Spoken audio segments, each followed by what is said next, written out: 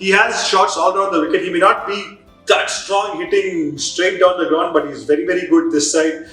He has a great eye. In a place like Joburg, the ball travels faster. In a place like Durban, it sways a lot in the air. But I'm pretty surprised this happened here in India. I think first of all we have no right to talk about the great man. He's done phenomenal things for the country as a leader and as a batsman. So I think he knows what to do. Like you said in the questions, every person goes through this phase. And like I've said before, I'm very happy it's happening in the IPL North when you want him to play a lot. But at the same time, you want to preserve somebody like him, and that's where workload management comes into play. Welcome to Vidyut's Views. Going forward, what's the one miracle you see happening in this IPL? It could be a batsman, bowler, or a team.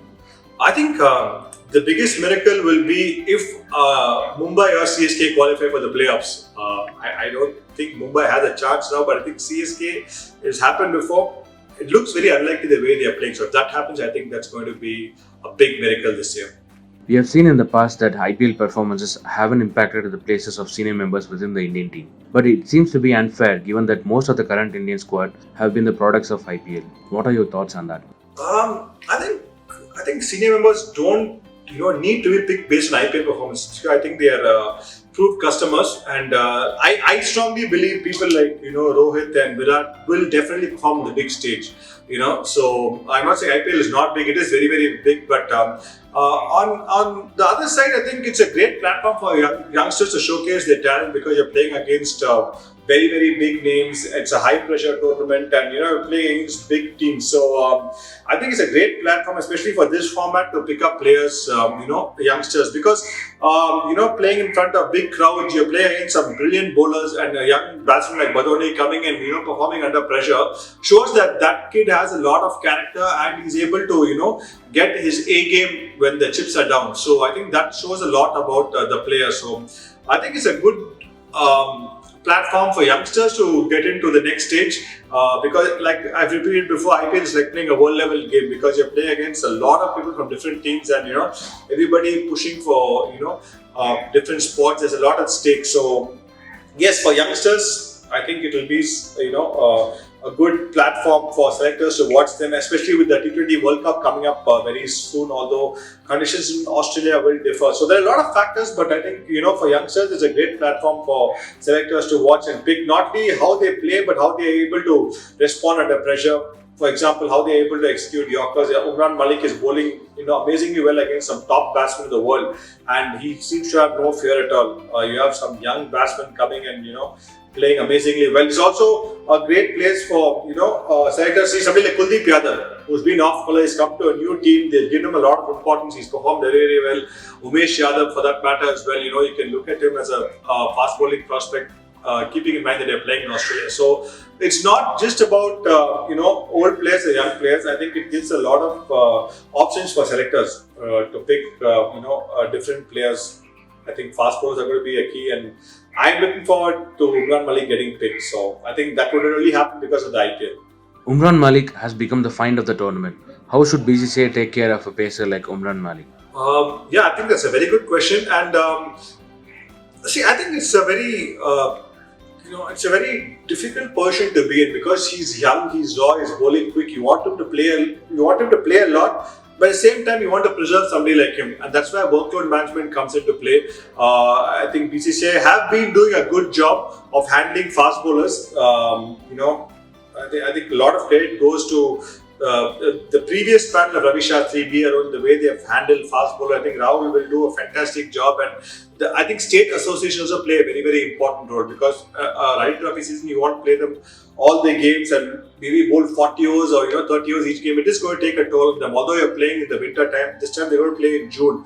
So I think all those things have to be kept in check. But I think this year will take care because Umran Malik is pure gold according to me. And we have a lot of good fast bowlers coming up. You have a lot of left-arm fast bowlers bowling well. So Umran Malik has stood out this tournament. I think our fast bowling has been really good for the last 5 years, and I think we have found a trend. I think BCCI have done a very good job. I think NCA has a lot of very, very good physios and trainers taking care of them. So I think we are on the right track, and Umran Malik will be taken care of well. that's something we pay a lot of emphasis to, and it's going to be the key. I think on big tournaments you need somebody like Umran Malik or somebody like a Bumrah for that matter to be in top shape. You don't want them to go into the tournament feeling a little haggard or carrying a slight niggle, which is very very important when you're going to a tournament like Australia where fast bowlers will play a big role. So yeah, BCI will take care of it. They've been doing a good job regarding that, but I think a lot of it is to do with the bowler as well. Sometimes it's about how your body feels, how much of the trainer or the physio tells you. You have to take care of your own body. So that's where I think Umran Malik needs to be smart, but he has a great guidance system with regard to HRS. He has something like a Dale Steyn who's going to constantly talk to him not only about how to bowl, but how he needs to take care of his body and everything. Every sporting legend has gone through a rough patch and has bounced back. What would you suggest Kohli should do?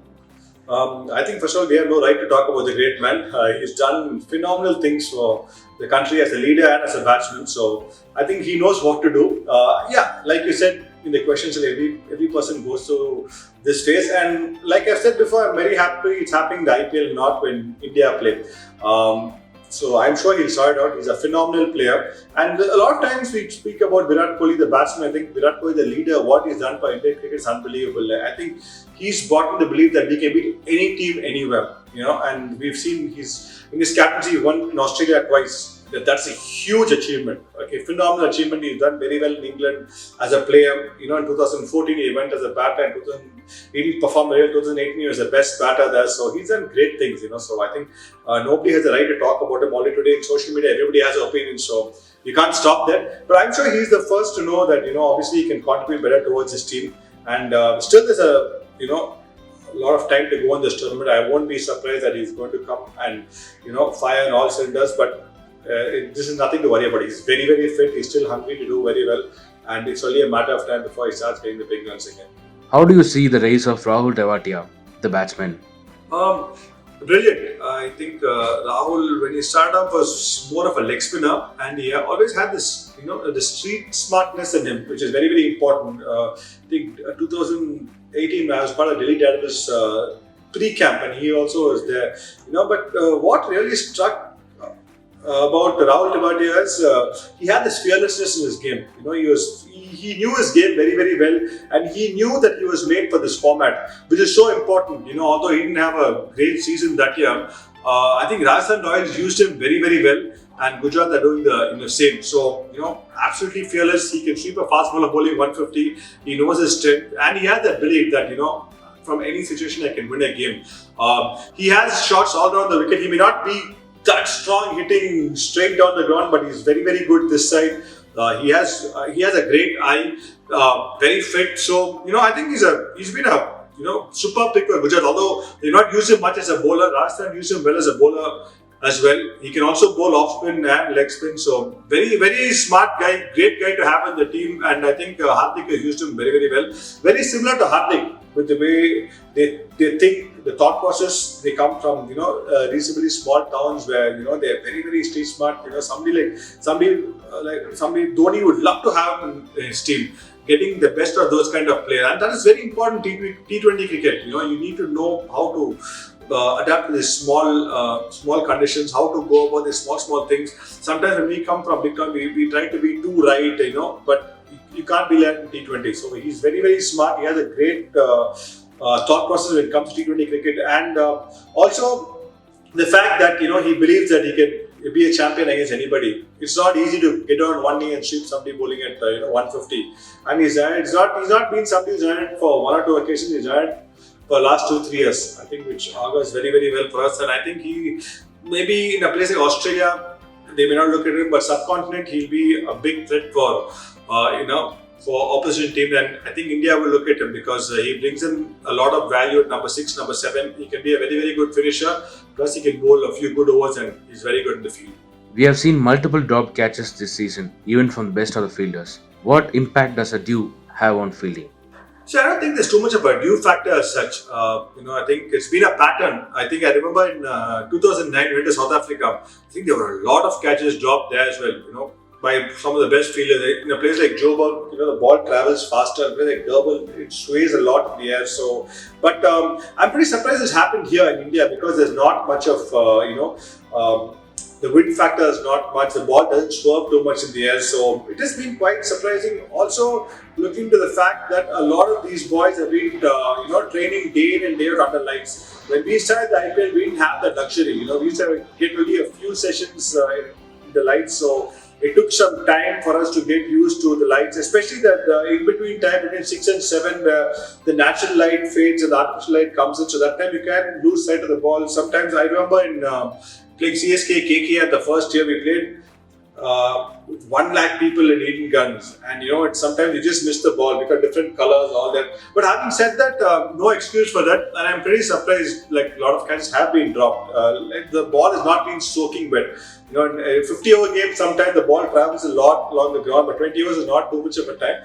So I don't know. I actually don't know what the reason is. Maybe a lot of youngsters, maybe they feel the pressure as such, but they will get better. I think every team has one, sometimes even 2 fielding coaches. So I think they should work on it pretty soon. But I think that's going to be a very crucial factor as we go into the playoffs. Fielding is going to be a very, very important factor. You can't afford to miss out opportunities for very, very good players. So that's something all the teams will definitely pay a lot of attention to. Subscribe to Zenminds Sports YouTube channel.